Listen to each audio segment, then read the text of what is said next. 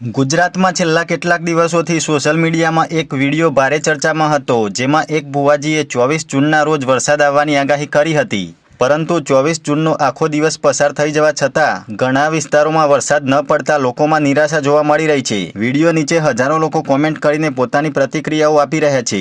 કોઈ લખી રહ્યું છે કે 4 વાગી ગયા છતાં વરસાદ આવ્યો નથી, તો કોઈ કહી રહ્યું છે કે 24 તારીખ પૂરી થવા આવી છતાં વરસાદનો અતો પતો નથી. અનેક યુઝર્સે આગાહીની મજાક ઉડાવી છે અને કેટલાક લોકોએ તેને સીધી અંધશ્રદ્ધા ગણાવી છે. ખાસ કરીને લોકોનો પ્રશ્ન એ છે કે જો વરસાદ જેવી કુદરતી ઘટના અંગે વારંવાર ચોક્કસ તારીખો અને સમય આપીને આગાહીઓ કરવામાં આવે અને તે સાચી ન પડે તો શું આવી વાતો પર વિશ્વાસ કરવો જોઈએ? કેટલાક લોકોનું માનવું છે કે માતાજીના નામે આવી આગાહીઓ કરીને લોકોની લાગણીઓ સાથે રમત રમવામાં આવે છે, જ્યારે અન્ય લોકો હજુ પણ આવા દાવાઓમાં વિશ્વાસ રાખી રહ્યા છે. આ સમગ્ર મામલે સોશિયલ મીડિયામાં ભારે ચર્ચા ચાલી રહી છે. હવે સવાલ એ છે કે શું આવી આગાહીઓ માત્ર લોકોનું ધ્યાન ખેંચવાનો પ્રયાસ છે કે ખરેખર તેમાં કોઈ સત્યતા છે? તમારો શું મત છે? શું તમે આવી આગાહીઓમાં વિશ્વાસ રાખો છો? શું આ સાચી શ્રદ્ધા છે કે પછી માત્ર અંધશ્રદ્ધા અને લોકોની ભાવનાઓનો ઉપયોગ? તમારો મત કોમેન્ટમાં જરૂર લખો. આવા દાવાઓ વિશે તમે શું વિચારો છો તે અમને જણાવો.